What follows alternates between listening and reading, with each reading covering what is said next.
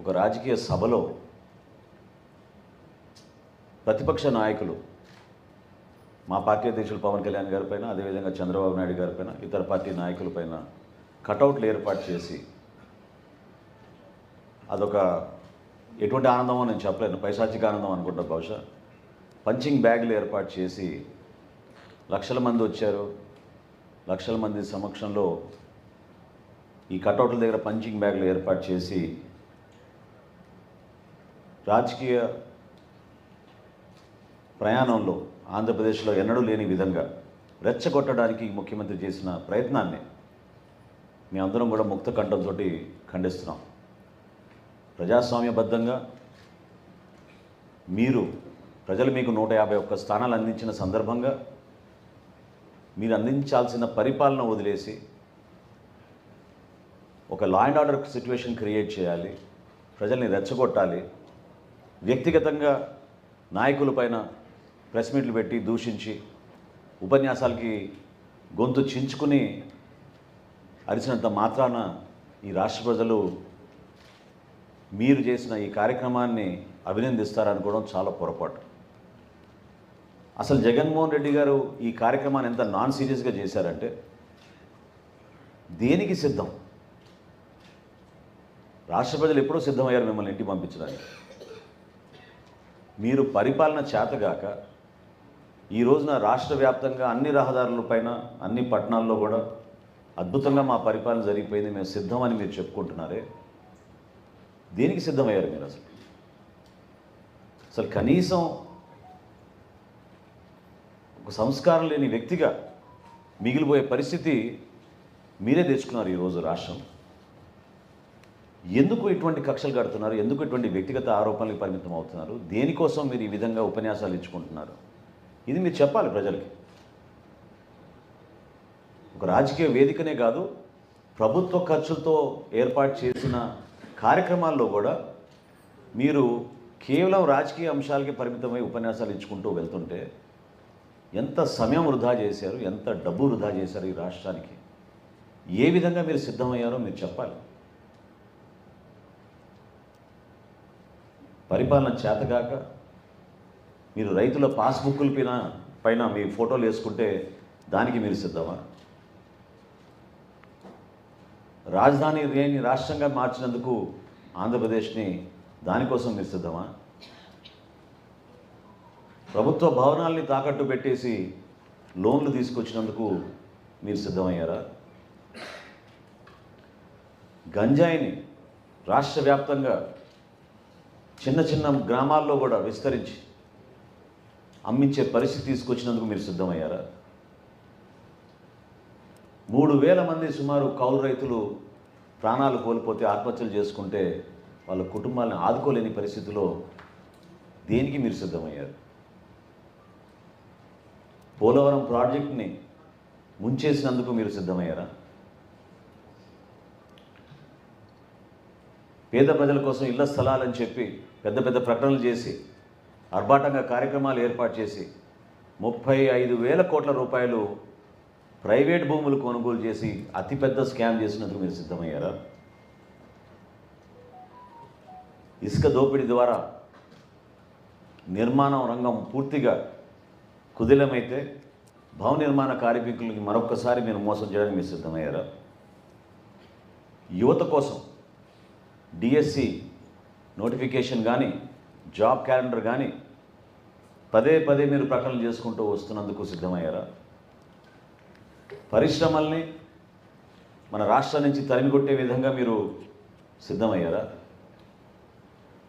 అసలు రోడ్ లేని పరిస్థితి తీసుకొచ్చి కనీసం గుంతలు కూడా పూడ్చలేని దుస్థితికి మీరు సిద్ధమయ్యారా? మీరు సిద్ధం అంటున్నారు, కానీ రాష్ట్ర ప్రజలు మాత్రం ఖచ్చితంగా మీ పరిపాలన చూసి విసిగెత్తిపోయి ఎప్పుడో మిమ్మల్ని ఇంటికి పంపించడానికి సిద్ధమయ్యారు. విద్యారంగం గురించి మాట్లాడుతూ అద్భుతమైన మార్పు తీసుకొచ్చాం అని చెప్పి ఈ ముఖ్యమంత్రి దేనికి సిద్ధమయ్యాడు? 3వ తరగతి పిల్లలకి టోఫెల్ పరీక్షలు సిద్ధమయ్యారా?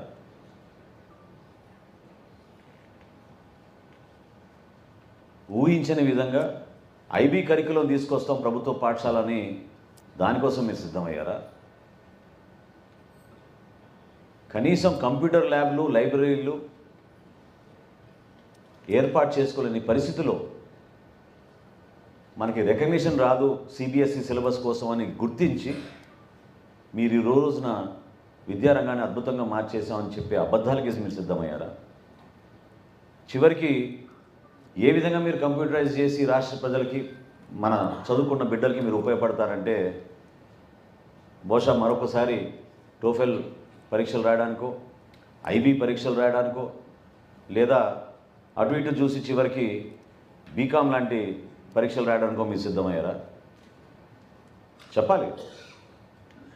అంతేగాని ఇటువంటి పెద్ద పెద్ద సభలు ఏర్పాటు చేసుకుని ప్రాంతీయ సదస్సులు దాన్ని పేరు పెట్టి ప్రతిపక్షాలపైన దాడులు చేసి ప్రజల్ని రెచ్చగొట్టడానికి, ఒక law and order situation create చేయడానికి చేస్తున్న ఈ ప్రయత్నాన్ని ఖచ్చితంగా రాష్ట్ర ప్రజలందరూ కూడా ముక్త కంఠంతో ఖండించాల్సిన అవసరం, బాధ్యత మనందరిపైన ఉంది. ప్రజాస్వామ్యబద్ధంగా మీరు రండి, మేము ఎప్పుడో సిద్ధం. జనసేన పార్టీ మేము ఎప్పుడో చెప్పాం, ప్రజల దగ్గరికి వెళ్ళి తేల్చుకుందాం. ప్రజలు అంతిమంగా నిర్ణయిస్తారు. వాళ్ళు నిర్ణయించే విధానాన్ని మనం గౌరవించాలి, వాళ్ళ ఆలోచనని మనం గౌరవించాలి. అది కాస్త మీరు మర్చిపోయి కేవలం ఉపన్యాసాలకి పరిమితమై రెచ్చగొట్టడానికి మీరు చేస్తున్న ప్రయత్నాన్ని మనందరం కూడా ఖండించాలి. దీంతోపాటు ఈ రోజున ఒక ముఖ్యమైన అంశం, చాలా రోజుల నుంచి మేము ప్రభుత్వంలో జరుగుతున్న అనేక అవినీతి కార్యక్రమాల గురించి చాలా లోతుగా అధ్యయనం చేసి సమాచారం తెప్పించుకుని ప్రజలకు అర్థమయ్యే విధంగా జనసేన పార్టీ నుంచి మేము ఒక ప్రయత్నం చేస్తూనే ఉన్నాం. అనేక అంశాలపైన మేము స్కామ్లన్నీ కూడా ఎండగట్టాం. కానీ ఈరోజు మీకు చెప్పే సమాచారం అసలు ఊహించలేని సమాచారం. నిజంగానే ఒక ప్రభుత్వంలో ఈ విధంగా జరుగుతుందా అనే అనుమానం ఖచ్చితంగా మీకే వస్తుంది. కానీ ఇది జరిగింది, జరుగుతోంది. గత 4 సంవత్సరాల నుంచి ఆంధ్రప్రదేశ్ ప్రభుత్వం జగన్మోహన్ రెడ్డి గారి నాయకత్వంలో కేవలం మేము 1,72,000 కోట్ల రూపాయలు అప్పులు చేశామని చెప్పుకుంటూ వస్తున్నారు.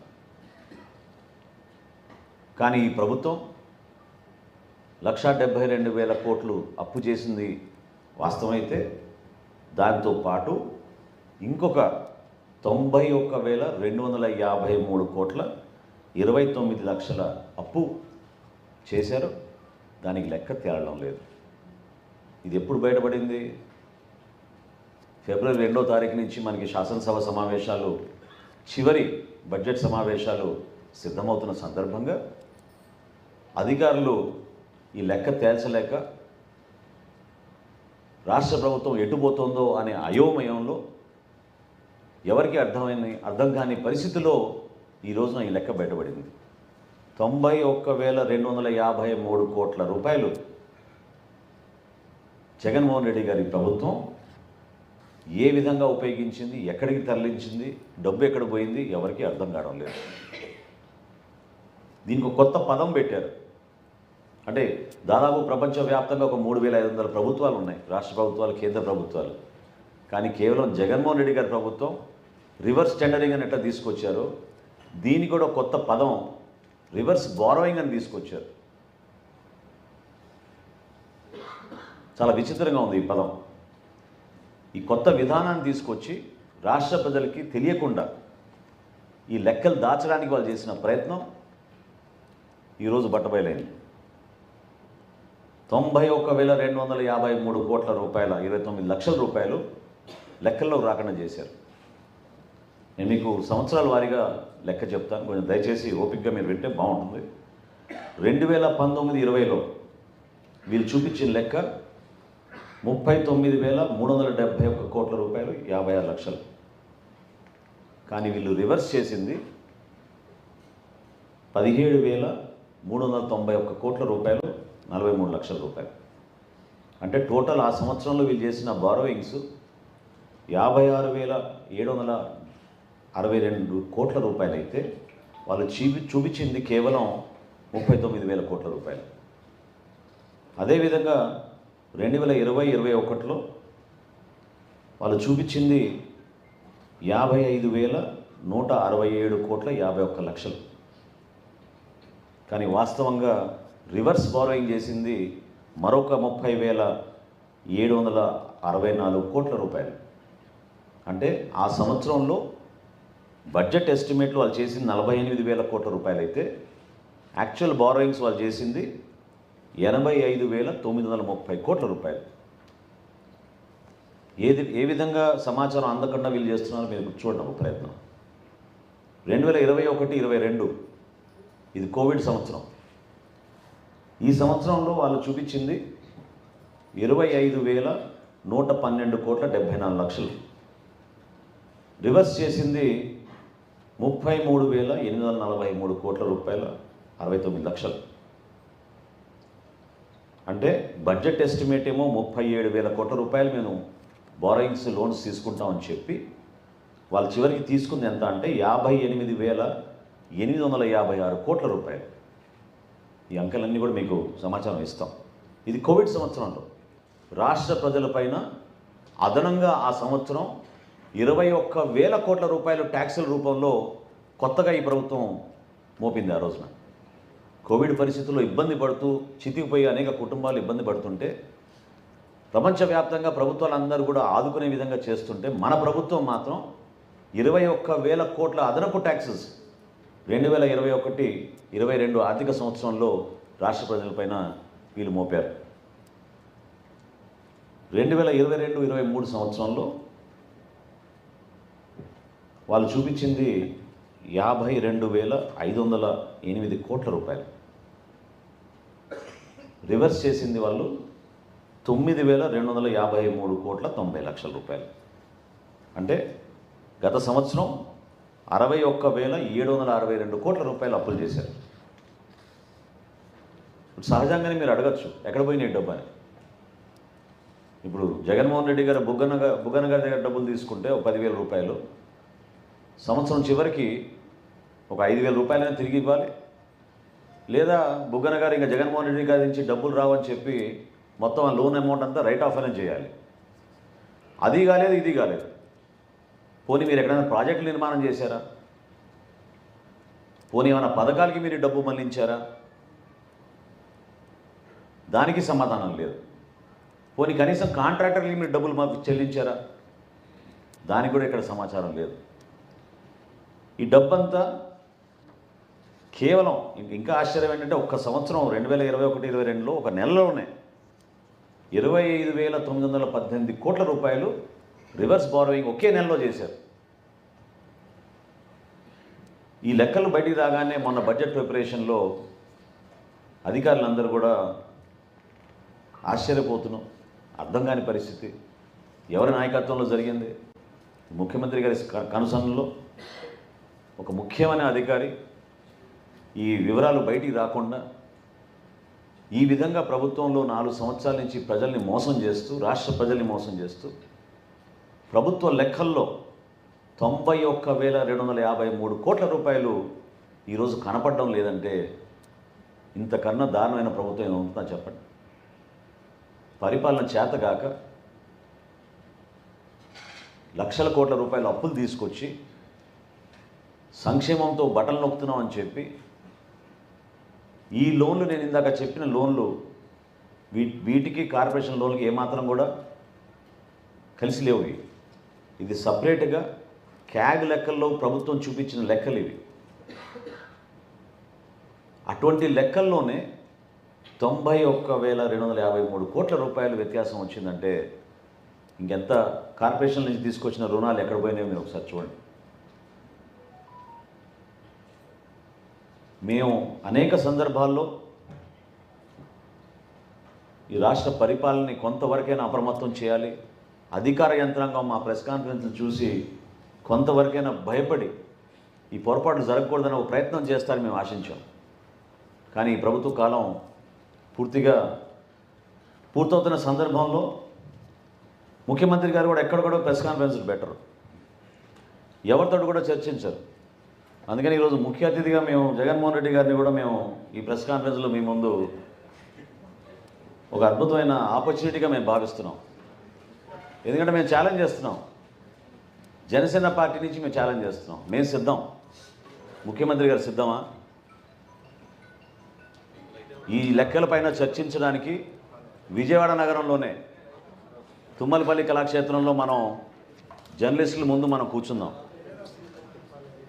ఈ రాష్ట్ర ప్రభుత్వం చేసిన అవకతవకలు, అవినీతి కార్యక్రమాలు, ఈ 5 సంవత్సరాల్లో వాళ్ళు ఏ విధంగా ప్రజల్ని మోసం చేసి, లెక్కలు తారుమారు చేసి ఈ రోజున అభాసుపాలు అవుతున్నామో మీరందరూ కూడా గమనించాలి. ఏషియన్ ఇన్ఫ్రాస్ట్రక్చర్ ఇన్వెస్ట్మెంట్ బ్యాంక్ మన రాష్ట్ర ప్రభుత్వాన్ని బ్లాక్ లిస్ట్ చేసింది. బ్రిక్స్ బ్యాంక్ మన రాష్ట్ర ప్రభుత్వాన్ని బ్లాక్ లిస్ట్ చేసింది. వీళ్ళు వ్యవహరిస్తున్న తీరు, వీళ్ళు ముఖ్యమంత్రి గారి ఆధ్వర్యంలో జరుగుతున్న ఈ పరిపాలన రాష్ట్ర ప్రజలకి సమాధానం చెప్పాలి. ఒక చర్చకు రావాలి. మేము ఆహ్వానిస్తున్నాం. సంస్కారంతో, మర్యాదతోటి జగన్మోహన్ రెడ్డి గారిని మేము ఆహ్వానిస్తున్నాం. ఒక చక్కటి వేదిక ఏర్పాటు చేసుకుందాం. రండి, మాట్లాడదాం. ఇది రాష్ట్ర భవిష్యత్తు గురించి మేము మాట్లాడుతున్నాం. రాష్ట్ర ప్రయోజనాల కోసం, రాష్ట్ర ప్రజల కోసం మనం చర్చించుకుందాం. ఎందుకు మీరు అనవసరంగా గొంతు చించుకునే విధంగా ఉపన్యాసాలు ఇచ్చి, సంస్కారం లేకుండా ప్రతిపక్షాలపైన మీరు దాడులు చేసుకుంటూ వెళ్తే, ప్రజల్ని కూడా రెచ్చగొట్టి దాడులు చేయమని మీరు ప్రోత్సహిస్తూ ఉంటే అది ఎంతవరకు సబబు చెప్పండి. నా రాజకీయ ప్రస్థానం నేను ఎప్పుడు చూడలేదు ఇటువంటి సభలు. నాకు చాలా ఆశ్చర్యం కలిగించి, ఆవేదనతోటి ఈ రోజున ఇటువంటి సభ ఏర్పాటు చేసి రాష్ట్ర ప్రజలకు తెలియాలనే ఒక ప్రయత్నం ద్వారా జనసేన పార్టీ నుంచి మేము చేస్తున్నాం. ఎప్పుడు కూడా మా పార్టీ అధ్యక్షులు పవన్ కళ్యాణ్ గారు వ్యక్తిగత ఆరోపణల గురించి, వ్యక్తుల పైన ప్రత్యేకంగా మాట్లాడాల్సిన సందర్భాలు ఎప్పుడు చెయ్యం. మేము నిలబడేది అంశాల వారీగా మనం మాట్లాడదాం. మేము అందించే సమాచారం మీకు ఉపయోగపడితే ఈ రాష్ట్ర ప్రభుత్వంలో కొంతవరకు పరిపాలన ఇంకా మెరుగవుతుందని మేము కోరుకుంటాం. అంతేగాని అసలు ఊహించలేని విధంగా నేను గతంలో అనేక శాఖలపైన నేను ప్రెస్ మీట్లు పెట్టి చెప్పాను మీకు. ఏ విధంగా వీళ్ళు ల్యాండ్ అలాట్మెంట్లు చేశారు, ఏ విధంగా వీళ్ళు యానిమల్ హస్బెండరీ డిపార్ట్మెంట్లో పాల ఉత్పత్తి కోసం వీళ్ళు మోసం చేసి గేదెలు కొన్నామని చెప్పారు. ఏ విధంగా వీళ్ళు భూసేకరణ చేసి 35,000 కోట్ల రూపాయల అవినీతి జరిగిందో దానికి మా పార్టీ అధ్యక్షుడు పవన్ కళ్యాణ్ గారు ప్రధానమంత్రి గారికి ఉత్తరం రాశారు. అదేవిధంగా ఈరోజు మీకు చెప్పిన ఈ లెక్కలు మేము క్యాగ్ని డిమాండ్ చేస్తున్నాం. దీనిపైన ఎంక్వైరీ జరపాలి.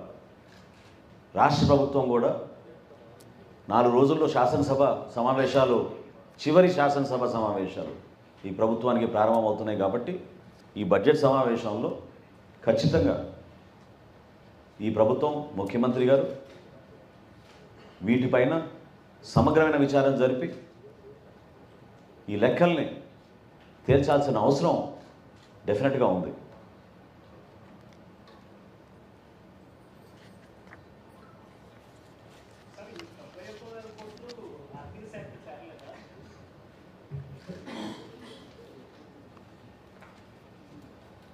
ఎవరు అడిగారు? మీరే. ఇది ఆర్థిక శాఖ ద్వారా తీసుకున్న రుణాలేనండి, కార్పొరేషన్ ద్వారా కాదు. లెక్కలు మిస్ అయినాయి. వాళ్ళు చూపించేది 1,72,000 కోట్ల రూపాయలు, కానీ ఇది వాస్తవం. 91,000 అదనంగా వీళ్ళు తీసుకున్నది రివర్స్ బారోయింగ్ అనే ఒక కొత్త పదం తీసుకొచ్చి ప్రతి సంవత్సరం దాంట్లో డైవర్ట్ చేసేసి వీళ్ళు 1,72,000 crores చూపించారు. వాస్తవంగా ఏంటంటే 2,69,000 crores. సో ఈ రివర్స్ బారోయింగ్ అనే పదం, ఈ డబ్బు ఎక్కడ పోయింది? మీరు రైట్ ఆఫ్ చేశారా, రీపే చేశారా, ఇంకేమైనా అడ్జస్ట్మెంట్ చేశారా, లేకపోతే కొంతమంది కాంట్రాక్టర్లకి మీరు బిల్స్ ఇచ్చారా, పథకాల కోసం వాడారా? ఈ లెక్క ఎవరిదో తేలడం లేదు. ఎట్లా అంటున్నానంటే ప్రభుత్వం చెప్పిన లెక్కల్లో వాళ్ళు repayments and borrowings including interest వాళ్ళు పే చేసింది 87,000 కోట్ల రూపాయలని చెప్తున్నారు. ఈ లెక్క తేలలేదు. మేము సిద్ధం, చర్చకు మేము సిద్ధం.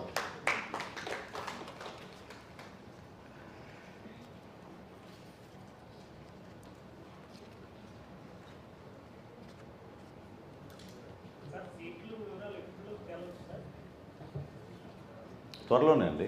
అంటే ఖచ్చితంగా ప్రతి రాజకీయ పార్టీకి ఒక వ్యూహం ఉంటుంది. అందులో పొత్తులో భాగంగా ఇరు పార్టీలు కలిసి మా పార్టీ అధ్యక్షులు పవన్ కళ్యాణ్ గారు, అదేవిధంగా చంద్రబాబు నాయుడు గారు మాట్లాడుకొని చర్చించుకొని తప్పకుండా ఒక డేట్ ఖరారు చేసిన తర్వాత మిమ్మల్ని అందరినీ పిలిచి అనేక కార్యక్రమాలు రాష్ట్ర ప్రజలకు ఉపయోగపడే విధంగా మేము చేయాల్సినవన్నీ కూడా మీ ముందు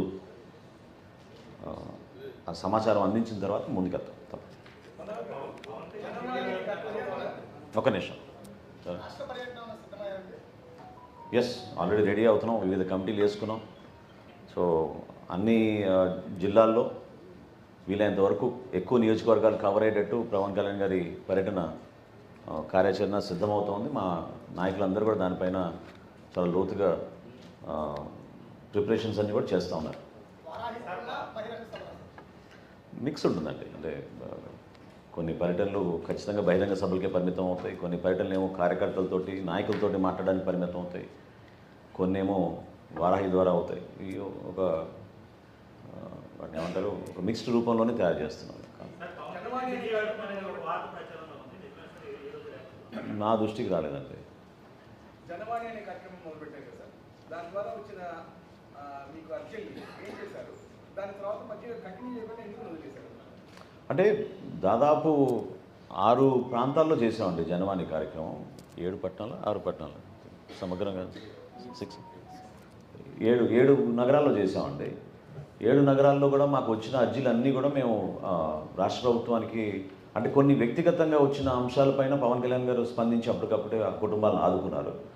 ప్రభుత్వం నుంచి రావాల్సిన కొన్ని రిప్రజెంటేషన్స్ అన్నీ కూడా ప్రభుత్వానికి మేము పంపించాం.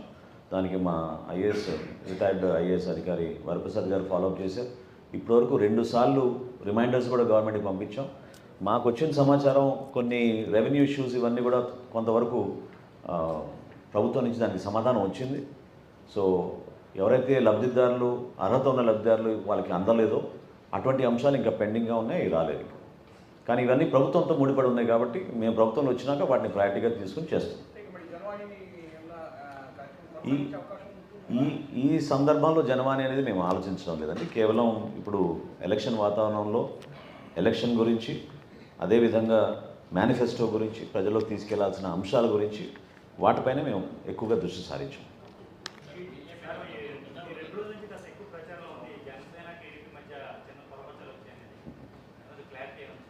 అంటే ఆ విధంగా ఆశించిన వాళ్ళు సహజంగానే చేస్తూనే ఉంటారు ఇటువంటి ప్రచారం. ప్రత్యేకంగా ఈ 2 పార్టీలు కలవకూడదని చాలామంది ఎదురు చూశారు. కానీ ఈ నిర్ణయం ఎప్పుడో రాష్ట్ర ప్రజలు తీసుకున్నారు.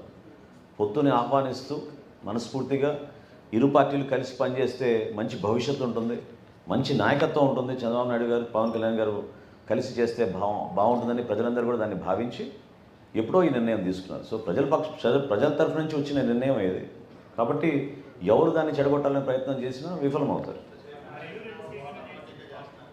ఏమండి, ఒక్క నిమిషం.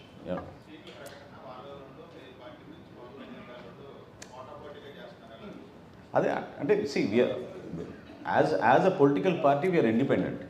సో ఖచ్చితంగా మా నాయకుల మనోభావాలు, మా కార్యకర్తల మనోభావాలను దృష్టిలో పెట్టుకొని మా పార్టీ అధ్యక్షుడు పవన్ కళ్యాణ్ గారు కరెక్ట్గా రియాక్ట్ అవుతారు. సో సహజం అది.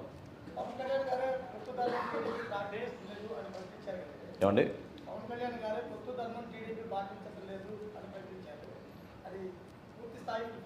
పొత్తు ధర్మం పాటించాలి అని అన్నారు. పాటించాలి అని అన్నారు. అది సహజం. ఏ పార్టీ అయినా సరే పొత్తులో ఉన్నప్పుడు ఆ ధర్మాన్ని మనం పాటించాలి.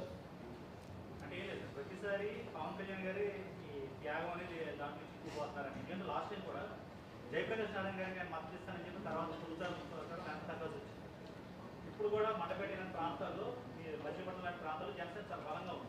అక్కడ కూడా సీట్లు వేరే వాళ్ళు ప్రకటిస్తున్నారు. అది మీకు ఖచ్చితంగా డబ్బు చేసే ప్రయత్నం లేదు. అంటే పూర్తి సమాచారం బయటికి రాకుండా మీరు కానీ నేను కానీ మాట్లాడడం అది కరెక్ట్ కాదండి. కొంచెం ఓపిక పట్టండి. వారం 10 రోజుల్లో అంత స్పష్టంగా సమాచారం వచ్చిన తర్వాత మీరు ఆ విధంగా విశ్లేషణ చేస్తే బాగుంటుంది. కానీ మనం తొందరపడాల్సిన అవసరం ఉందని నేను అనుకోవడం లేదు. ఎస్ సార్, చెప్పండి. ఒక ఎమ్మెల్యే రాజీనామా చేస్తే 3 సంవత్సరాలు తీసుకున్నటువంటి సమయం శాసనసభ 4 ఎమ్మెల్యేలకు ఇచ్చిన నోటీసుల మీద కేవలం 30 రోజులు అడిగితే ఇవ్వకపోవడానికి కారణం ఏంటని ఒక మాజీ స్పీకర్గా మీరు ఏమన్నారు? అంటే శాసనసభాపతికి రాజ్యాంగంలో 10th షెడ్యూల్లో ఇచ్చిన విస్తృత అధికారాన్ని ఎథికల్గా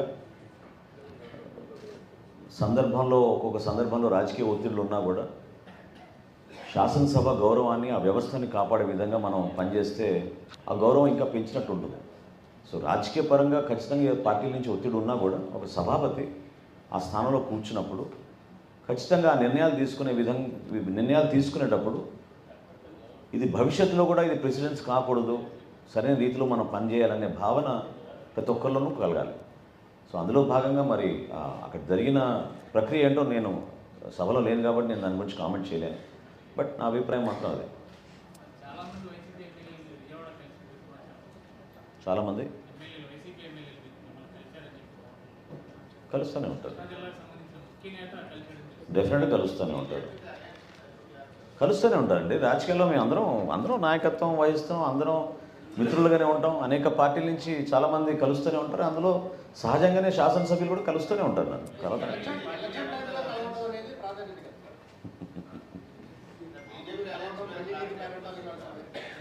this is the season for full time politics. So ఖచ్చితంగా ఈ టైంలో అందరు కలుస్తూనే ఉంటారండి. ఎన్డీఏలో భాగస్వాములమే, జనసేన పార్టీ ఎన్డీఏలో భాగస్వాములమే. మళ్ళీ చెప్పండి.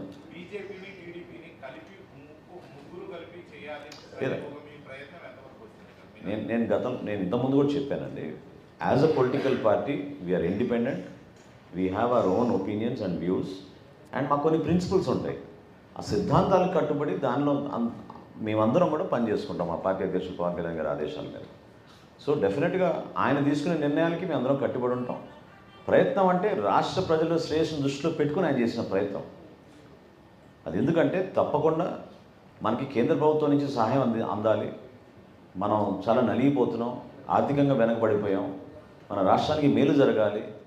సో భారతీయ జనతా పార్టీ కూడా ఇందులో ఉంటే పార్ట్ ఆఫ్ ఇట్ తప్పకుండా మనకు ఉపయోగపడుతుందనే ఆలోచనతోటి పవన్ కళ్యాణ్ గారు అనేక సందర్భాల్లో అది వ్యక్తపరిచారు.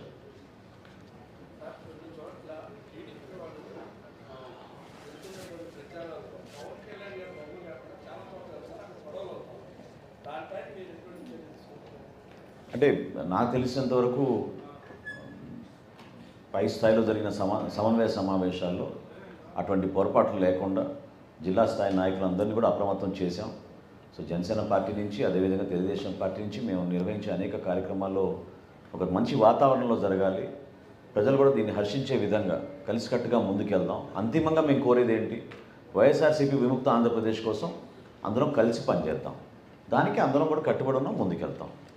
సో ముగించే ముందు మరొకసారి జగన్మోహన్ రెడ్డి గారికి ప్రత్యేకంగా విజయవాడలో మీ అందరి సమక్షంలో ఒక చక్కటి డిబేట్ ఏర్పాటు చేసుకుని ఈ 5 సంవత్సరాల్లో ఆయన చేసిన అద్భుత పరిపాలన గురించి ఆయన చెప్పుకుంటే మేము కూడా సిద్ధమై ఆ సమావేశానికి తప్పకుండా ఈ ప్రభుత్వం చేసిన అరాచకాలు, అవినీతి కార్యక్రమాలు, ఎక్కడ వీళ్ళు పొరపాట్లు చేశారు, ఆర్థికంగా ఎంత నష్టం కలిగించారు, ఎక్కడ పోయినాయి డబ్బులు, వీటన్నిటిపైన కూడా సమగ్రంగా విచారణ జరిగే విధంగా ఒక చక్కటి సమావేశం ఏర్పాటు చేస్తే పెద్దలందరూ, పాత్రికలందరికీ కూడా నా రిక్వెస్ట్, గతంలో ఉన్న సాంప్రదాయాన్ని మీరు మరొకసారి తీసుకొచ్చి ఒక మంచి వాతావరణంలో పార్టీలందరూ కూడా కూర్చుని ఇటువంటి అంశాలపైన మాట్లాడుకుంటే బాగుంటుందని నేను భావిస్తూ, అందుకని ఈరోజు ప్రత్యేకంగా ముఖ్య అతిథిగా జగన్మోహన్ రెడ్డి గారిని మాతో పాటు కూర్చోబెట్టుకుని ఆయన ఎట్లా మీ అసలు నేను సింపుల్గా చివరిలో అడగాల్సింది ఏంటంటే, పత్రికా సమావేశానికి ఆయన సిద్ధమా? దీనికి సమాధానం చెప్పమనండి. ఎందుకు పత్రికా సమావేశం ఆయన ఏర్పాటు చేయాలి? పత్రికలతోటి అన్నిటికీ ఆయన సిద్ధమైతే దీన్ని కూడా సిద్ధమవ్వాలి ఆయన. Thank you. వైసీపీ వ్యతిరేక ఓటింగ్ చేర్చకూడదని మీ ప్రయత్నం చాలా బలంగా సాగుతుంది. అట్ ద సేమ్ టైం కొత్త క్యారెక్టర్ అంటే సో వ్యతిరేక ఓటు చీలిపోతున్న ఇది లేదు, భయం లేదన్న. ఎవరు కొత్త క్యారెక్టర్? అచ్చా, ఇప్పుడు ప్రజాస్వామ్యంలో ప్రతి ఒక్కరికి వారి స్పేస్ వాళ్ళకు ఉంటుందండి. సో ఏ పార్టీ అయినా సరే వాళ్ళు ఒక ప్రయత్నం చేసుకుని ప్రజల్లోకి వెళ్ళి అనేక అంశాలపైన మాట్లాడినప్పుడు అంతిమంగా ప్రజలే దానికి తీర్పు చెప్తారు కదా. సో వ్యక్తిగతంగా మేము ఎవరిని కూడా విమర్శించాం. మా ప్రయత్నం ఖచ్చితంగా ఈ రాష్ట్ర ప్రజలకి ఒక మంచి పరిపాలన తీసుకురావాలి, ప్రతిపక్ష ఓటు చీలనివ్వకూడదు, అంతిమంగా మేము కోరుకునేది వైఎస్ఆర్సీపీ విముక్త ఆంధ్రప్రదేశ్ ద్వారా మన రాష్ట్ర భవిష్యత్తు బాగుంటుంది. అంధకారాలు నెట్టేశారు ఈ 5 సంవత్సరాల్లో. దానికోసం మా పార్టీ అధ్యక్షుడు పవన్ కళ్యాణ్ గారు 2.5 సంవత్సరాల క్రితమే నిర్ణయం తీసుకుని ఆ రోజు నుంచి కూడా ఆయన ప్రయత్నం చేస్తూనే వచ్చారు. ఇప్పుడు అది కాదండి, మీరు అడిగే ప్రశ్నకి జనసేన పార్టీ ఎన్డీఏలో భాగస్వాములుగా ఉన్నామండి. ఎట్లా మీరు అట్లా అడగలుగుతారు? ఏమండి,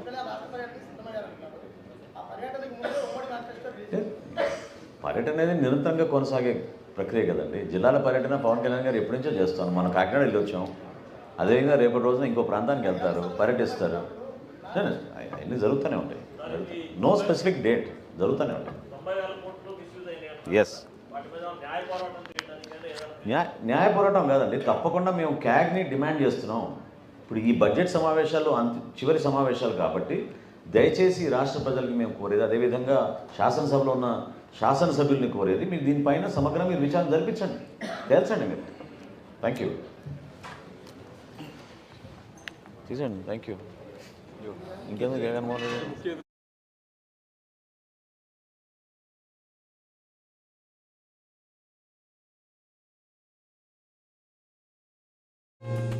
ఈ వీడియో కనుక మీకు నచ్చినట్లయితే లైక్ చేయండి, షేర్ చేయండి, సబ్స్క్రైబ్ కండి. చూస్తూనే ఉండండి వన్ వే న్యూస్.